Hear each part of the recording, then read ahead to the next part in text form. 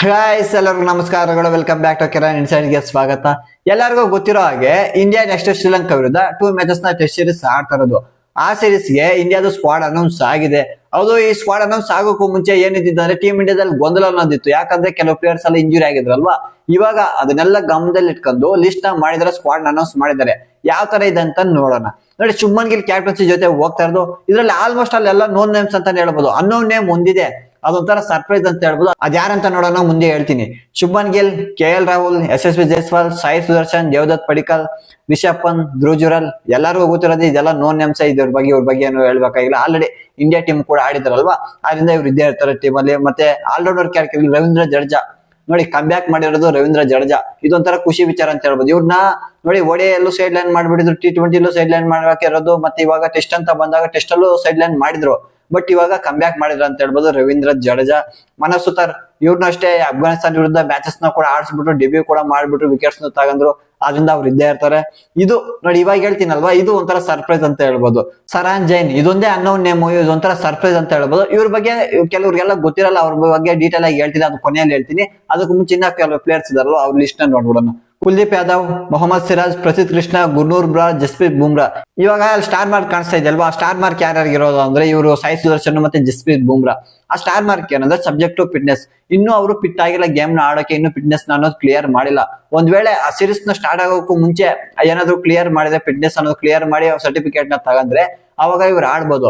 ಒಂದ್ ವೇಳೆ ಅಷ್ಟೊಳಗಡೆ ಏನಾದ್ರು ರಿಕವರಿ ಆಗಕ್ಕಾಗಿಲ್ಲ, ಕ್ಲಿಯರ್ ಮಾಡಕ್ ಆಗಿಲ್ಲ ಅಂದ್ರೆ ಇವ್ರ ಜಾಗದಲ್ಲಿ ಬೇರೆಯವ್ರನ್ನ ರಿಪ್ಲೇಸ್ ಆಗಿ ತಗೋತಾರೆ. ಬಟ್ ಸಬ್ಜೆಕ್ಟ್ ಫಿಟ್ನೆಸ್ ಅಂದ್ಮೇಲೆ ಒಂಥರ 90% ಫಿಟ್ ಇರ್ತಾರೆ, ಇನ್ನೇನು ಸ್ವಲ್ಪ ಅಷ್ಟೇ ಅಲ್ವಾ. ಆದ್ರಿಂದ ಒಂದು 99% ಆಡ್ತಾರೆ ಅಂತಾನೆ ಹೇಳ್ಬೋದು. ಈ ಸ್ಕ್ವಾಡ್ ಏನೋ ಚೆನ್ನಾಗಿದೆ ನೋಡಕ್ಕೆ. ಅದೇ ಅಫ್ಘಾನಿಸ್ತಾನ ವಿರುದ್ಧ ಇತ್ತಲ್ಲ ಸ್ಕ್ವಾಡ್, ಆಲ್ಮೋಸ್ಟ್ ಅಲ್ಲಿ ಸೇಮ್ ಇದೆ ಅಂತ ಹೇಳ್ಬೋದು. ಅದೇ ಒಂದು 3 to 4 ಪ್ಲೇಯರ್ಸ್ ಏನೋ ಚೇಂಜ್ ಇದಾರೆ ಅಷ್ಟೇ.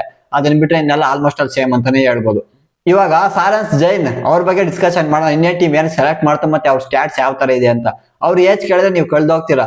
33 years old, literally 33 years old. ಏನ್ ತಮಾಷೆನ ಮಗ.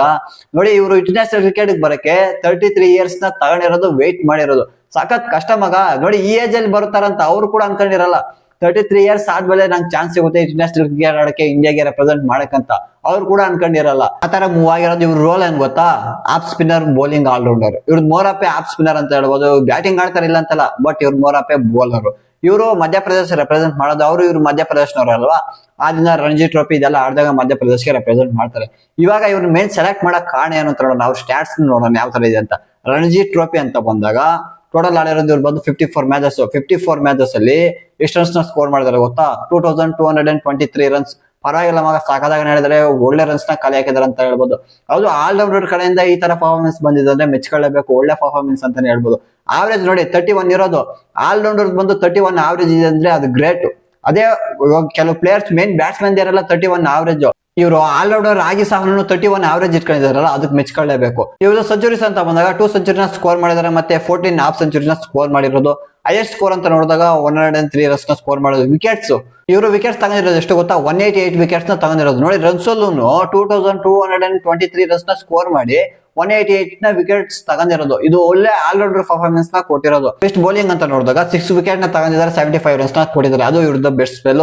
5 ವಿಕೆಟ್ಸ್ ನ ಎಷ್ಟು ಸಲ ತಗೊಂಡಿರೋ ಗೊತ್ತಾ? 10 times 5 ವಿಕೆಟ್ಸ್ ತಗೊಂಡಿರೋದು. ನೋಡಿ, ಆದ್ರಿಂದ ಇವ್ರು ಸೆಲೆಕ್ಟ್ ಮಾಡಕ್ ಕಾರಣ. ಇನ್ನೊಂದು ಕಾರಣ ಏನ್ ಗೊತ್ತಾ? ಲಾಸ್ಟ್ ಇಯರ್ ದುಲೀಪ್ ಟ್ರೋಫಿ ನಡೀತಲ್ವಾ, ಅದರಲ್ಲಿ ಹೈಯೆಸ್ಟ್ ವಿಕೆಟ್ ಗೆಟರ್ ಆಗಿದ್ರು, ಮತ್ತೆ ಪ್ಲೇಯರ್ ಆಫ್ ದಿ ಸೀರೀಸ್ ಸಹ ಆಗಿದ್ರು. ಅದು ಒಂದು ರೀಸನ್. ಇನ್ನೊಂದು, ಇವಾಗ ಶ್ರೀಲಂಕಾ ವಿರುದ್ಧ unofficial test matches ಆಡಿದ್ರಲ್ವಾ, India Sri Lanka ಅದರಲ್ಲೂ ಸಹ 6 ವಿಕೆಟ್ ನ ತಗೊಂಡಿದ್ರು, ಮತ್ತೆ 70 ರನ್ಸ್ ನ ಸ್ಕೋರ್ ಮಾಡಿ ಆಲ್ರೌಂಡರ್ ಪರ್ಫಾರ್ಮೆನ್ಸ್ ಕೊಟ್ಟಿದ್ರು. ಅದು ಒಂದು ರೀಸನ್ ಸೆಲೆಕ್ಟ್ ಮಾಡಕ್ಕೆ. ಇವಾಗ ಅವ್ರನ್ನ ಸ್ಕ್ವಾಡ್ ಅಲ್ಲಿ ಅನೌನ್ಸ್ ಮಾಡಿದ್ದಾರೆ. ಸ್ಕ್ವಾಡ್ ಅಲ್ಲಿ ಏನೋ ಇದಾರೆ, ಬಟ್ ಅವ್ರನ್ನ ಆಡ್ಸ್ತಾರಲ್ಲೋ ಅನ್ನೋದೇ ಡೌಟ್. ಬಟ್ ನಾನ್ ಪ್ರಕಾರ ಕೇಳಿದ್ರೆ ಅವ್ರನ್ನ ಆಡ್ಸ್ಬೇಕು. ಯಾಕೆ ಗೊತ್ತಾ? ಅವ್ರಿಗೆ ಆಲ್ರೆಡಿ 33 years ಆಗಿರೋದಲ್ವಾ. ಇವಾಗ ಇನ್ನೇನು ಕೆರಿಯರ್ ಎಂಡ್ ಆಗೋ ಮೂಮೆಂಟ್ ಅಲ್ಲಿ ಇದೆ. ಈ ಟೈಮ್ ಅಲ್ಲಿ ನೀವು ಸ್ಕ್ವಾಡ್ ಅಲ್ಲಿ ಅವ್ರ ನೇಮ್ ಅನೌನ್ಸ್ ಮಾಡ್ಬಿಟ್ಟು ಮ್ಯಾಚಸ್ ಆಡಿಲ್ಲ ಅಂದ್ರೆ ಬೇಜಾರಾಗೋದು ಅನ್ನೋದು ಹಾಗೆ ಆಗುತ್ತೆ ಖಂಡಿತ. ಆದ್ರಿಂದ ಅವ್ರು ಆಡ್ಲಿ ಬಿಡ್ಲಿ, ಅವ್ರನ್ನ ಏನ್ ಮಾಡ್ಬೇಕು, ಡೆಬ್ಯೂ ಅನ್ನೋದು ಮಾಡ್ಸ್ಬಿಡ್ಬೇಕು, ಶ್ರೀಲಂಕಾ ವಿರುದ್ಧ ಆಡ್ಸ್ಬೇಕು. ಅದು ನನ್ನ ಆಸೆ. ನೋಡೋಣ ಏನ್ ಮಾಡ್ತಾರೋ ಅಂತ. ಏನಾದ್ರು ಶ್ರೀಲಂಕಾ ವಿರುದ್ಧನೇ ಚಾನ್ಸ್ ಕೊಡ್ತಾರೋ, ಇಲ್ಲ ಅಂದ್ರೆ ಏನಾದ್ರು ಬೇರೆ ಯಾವ್ದಾದ್ರು ಬೇರೆ ಟೀಮ್ ಮೇಲೆ ಏನಾದ್ರು ಸೀರೀಸ್ ಅಲ್ಲಿ ಏನಾದ್ರು ಚಾನ್ಸ್ ಕೊಡ್ತಾರೆ ಅಂತ. ಇವಾಗ ನಿಮ್ಮ ಅನಿಸಿಕೆ, ಸ್ಕ್ವಾಡ್ ಯಾವ ತರ ಇದೆ ಅಂತ ಕಮೆಂಟ್ ಸೆಕ್ಷನ್ ತಿಳಿಸಿ ಅಂತ ಹೇಳ್ತಾ ಮತ್ತೆ ಸಿಗೋಣ ಮುಂದೆ ವಿಡಿಯೋದಲ್ಲಿ. ಅಲ್ಲಿ ತನಕ ಇವಾಗ ಅಷ್ಟೇ. ಕೇರ್, ಬಾಯ್.